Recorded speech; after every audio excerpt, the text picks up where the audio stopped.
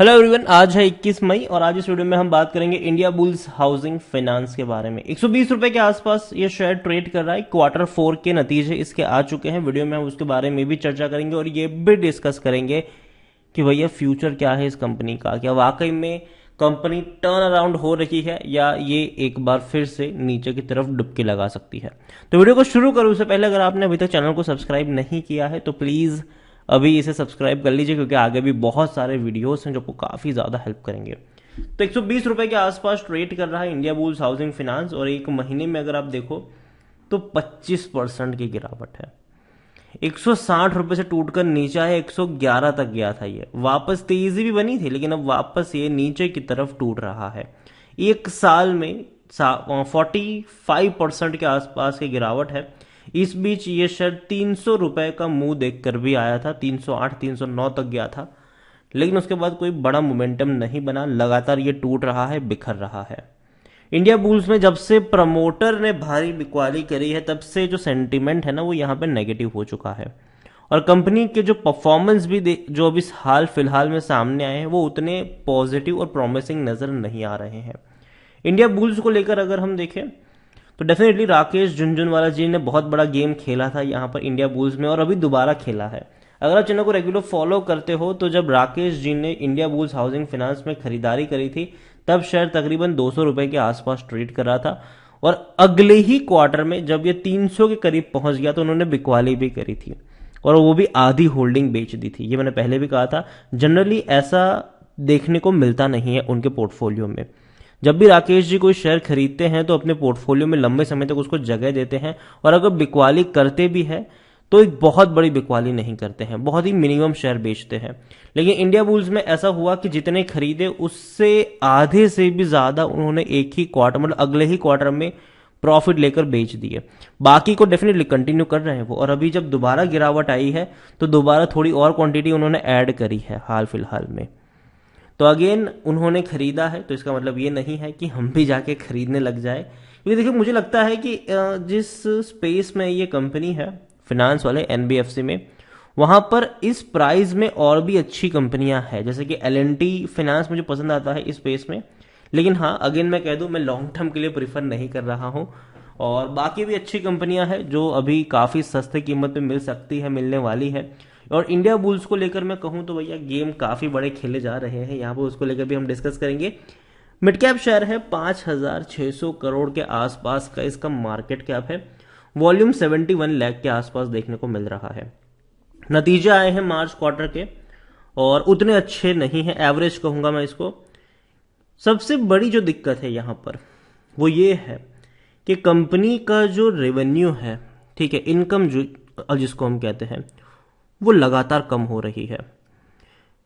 Financial year 2021 के मार्च quarter में इनका जो रेवेन्यू था ये 2,372 करोड़ था। पिछले क्वार्टर दिसंबर 2021 का जो क्वार्टर था उसमें ये कम होकर 2,275 करोड़ रहा और अभी लेटेस्ट मार्च में 2,190 करोड़। तो लगातार इनका जो इनकम है ये कम हो रहा है। प्रॉफिट 307 करोड़ का जरूर है हुआ है इनको, ठीक है। अगर आप प्रॉफिट की बात करें तो 11% का ग्रोथ है, लेकिन पिछले साल के मुकाबले यहां पर आप देखो तो नेट प्रॉफिट में 11% की तेजी है पिछले साल के मुकाबले। पिछले साल इसी क्वार्टर में 275 करोड़ के आसपास का प्रॉफिट था जो बढ़ के 307 करोड़ हो चुका है, ठीक है। लेकिन हाउएवर अगर हम नेट प्रॉफिट देखें तो वो कम हुआ है पूरे फाइनेंशियल ईयर की बात करें। जैसे कि फाइनेंशियल ईयर 2021 में इनका जो पूरा प्रॉफिट था वो 1,202 करोड़ का था, जो घटकर अभी हो चुका है 1,178 करोड़ के आसपास। थोड़ी सी गिरावट आपको प्रॉफिट में देखने को मिली है।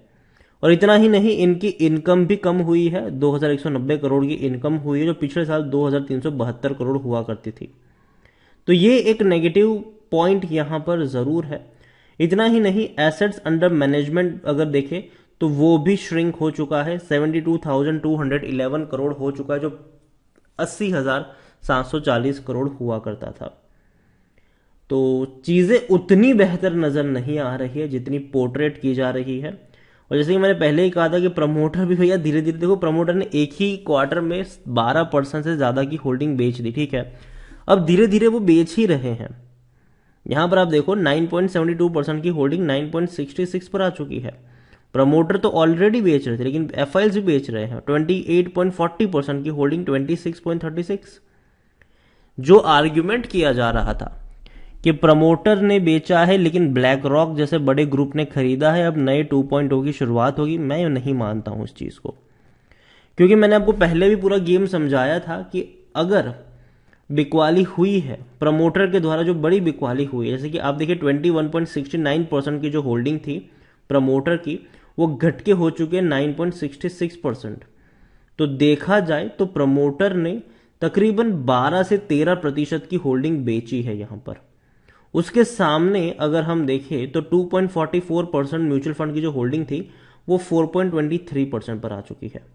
डोमेस्टिक वालों की 9.94%, हालांकि उन्होंने तो बिकवाली ही करी है, 8.88% पर आई है। जो एफआईएल्स का हवाला दिया जाता था कि भैया 27.15% की एफआईएल्स की होल्डिंग थी, वो अभी देखो तो 26 पे आ चुकी है, वो भी कम हो गई यहां पर तो, ठीक है। तो खरीद कौन रहा है? खरीदा भैया आपने और हमने।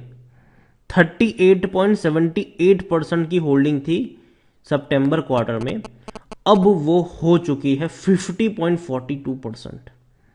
तो सिर्फ म्यूचुअल फंड ने ही नेट, अगर हम देखें सितंबर और मार्च के क्वार्टर को हम कंपेयर करें, तो सिर्फ म्यूचुअल फंड ने ही खरीदारी करी है। प्रमोटर ने बहुत बड़ी बिकवाली करी है, डोमेस्टिक इंस्टीट्यूशन ने भी बहुत बड़ी बिकवाली करी है, और एफआईएल्स जिसकी हम बातें कर रहे थे कि एफआईएल्स आया है, ब्लैक रॉक जैसा ग्रुप आया है, भैया देखो तो ओवरऑल बिकवाली है उनकी।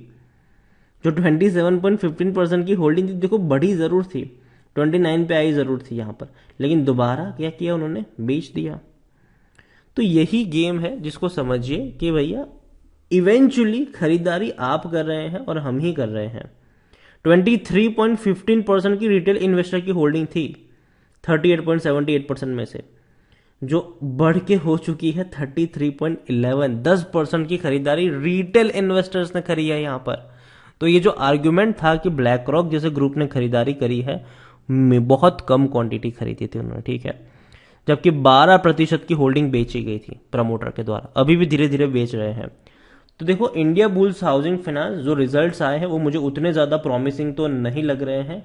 और दूसरी बात यह है कि मैं मानता हूं कि कंपनी में अभी ऑप्शन मुझे ज़्यादा मिलेंगे इस स्पेस में, चाहे वो एलएनटी की बात करें सस्ते शेयर में, चाहे वो मुथूट फाइनेंस की बात करें, चाहे वो बजाज फाइनेंस की बात करें, या फिर चाहे अब तो मनप्पुरम भी बहुत बहुत बहुत टूट चुका है तो हम उसकी बात करें। इंडिया बुल्स में उतना ज़्यादा पॉजिटिव नहीं हूं अभी के लिए, लेकिन हाँ कंपनी अगर टर्न अराउंड करती है तो ऐसा नहीं है कि भैया हमें पता नहीं चलेगा। डेफिनेटली क्वार्टर रिजल्ट्स और कई सारी चीज़ें हैं जिसको ट्रैक करते रहेंगे हम, और जब भी लगेगा कि हाँ अब चीज़ें अच्छी हो रही है, डेफिनेटली मैं वीडियो बनाकर आपको अपडेट भी कर दूंगा। तो यही कहूंगा कि लास्ट में एक ही खबर थी कि राकेश जी ने बड़ी खरीदारी करी थी, अगेन उन्होंने पहले भी करी थी, अगले क्वार्टर में आधी होल्डिंग बेच दी, किसी को पता भी नहीं चला, बेचने के कई हफ्तों बाद पता चला लोगों को। और अगेन मैं यहां पर यही कहूंगा कि कॉपी मत करिए किसी की, पहले देखिए कि परफॉर्मेंस कैसा है, बिजनेस कैसा है, उसके बाद कोई फैसला लीजिए। यहां पर वीडियो को यहीं पे एंड करूंगा। पसंद आया हो तो लाइक करो, शेयर करो, चैनल पर अगर पहली बार आए हैं तो प्लीज सब्सक्राइब करें। और इंडिया बुल्स हाउसिंग फाइनेंस के बारे में आप क्या सोचते हैं वो भी आप मुझे कमेंट में लिखकर बता सकते हैं। Thank you.